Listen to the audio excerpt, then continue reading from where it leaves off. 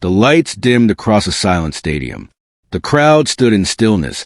Thousands of faces turned toward an empty stage where a single microphone stood, glowing faintly in the dark. No band, no thunder, no Ozzy, just silence. And then his voice, pre-recorded, soft, trembling slightly, but unmistakably Ozzy Osbourne. It wasn't a concert. It was a goodbye. For decades, Ozzy Osbourne was a prince of darkness, the madman of rock, the defiant scream in a world that often begged for quiet. With his wild eyes, his staggering stage presence, and a voice that haunted generations, he became more than a rock icon. He became a symbol of rebellion, pain, and survival. But behind that myth was a man who grew tired, who hurt, who looked out at the sea of his fans one last time and saw more than faces. He saw his life. Sharon Osbourne, his wife, his fiercest protector, and his most unwavering supporter, recently revealed a message Ozzy wanted to leave. Not just behind closed doors, but to the very people who made him immortal, his fans.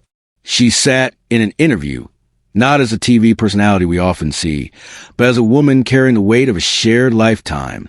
Her voice cracked as she spoke, hands folded tightly in her lap. This wasn't about fame anymore. This was about love and loss. Ozzy always said he wouldn't make it past 30, she whispered.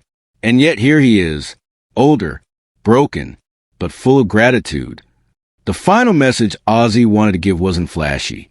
It wasn't laced in heavy metal growls or pyrotechnics. It was simple. Thank you for seeing me, for saving me. Those words weren't just for fans. They were for survivors. People who, like Ozzy, faced their demons, fell apart, and came back together with scars they were no longer ashamed of. In his early years, Ozzy was chaos in motion. Black Sabbath gave him a platform, but it was the fans that gave him purpose. The way they screamed his name like a war cry. The way they wore his pain like armor. They didn't just attend shows. They believed in him, even when he didn't believe in himself. And now, in the quiet moments of his twilight, that loyalty haunted him in the best way possible. It humbled him. He would sit by the window of his home in England, Sharon said, watching the rain, sometimes with tears in his eyes.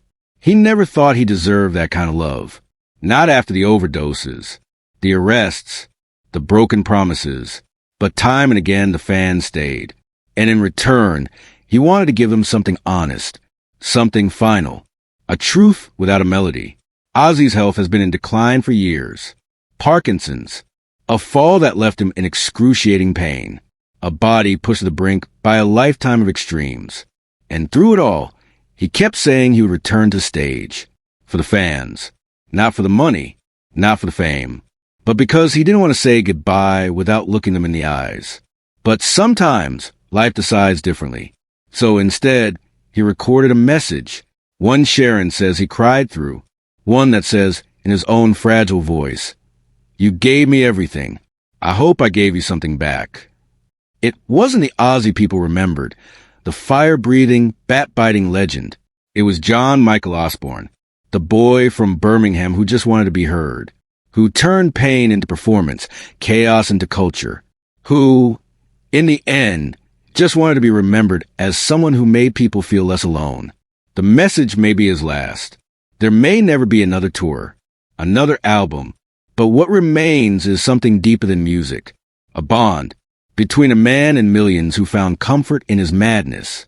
Sharon says that's what makes her both proud and broken. Proud that he touched so many lives. Broken that he won't get to stand under the lights again and feel their energy one last time. But in some way, she says, maybe this quiet goodbye is more fitting, more human. In that final message, Ozzy didn't ask for forgiveness. He didn't make excuses. He simply thanked them for everything, for standing in the rain, for raising their fists in the dark, for chanting his name when he couldn't remember his own. He remembered the fans who traveled across countries just to see him play for 2 hours, the ones who tattooed his lyrics onto their skin, the ones who waited outside stage doors just for a moment, a handshake, a glance, a photo.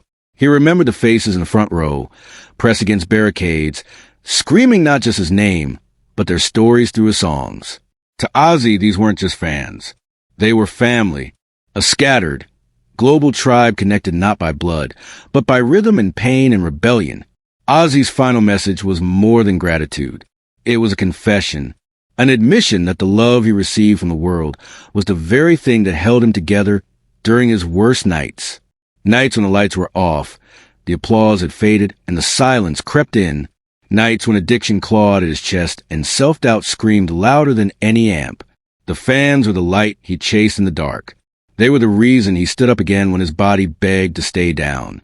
And now, as the world slowly adjusts to a reality without Ozzy on stage, his words linger. Not loud, not screamed,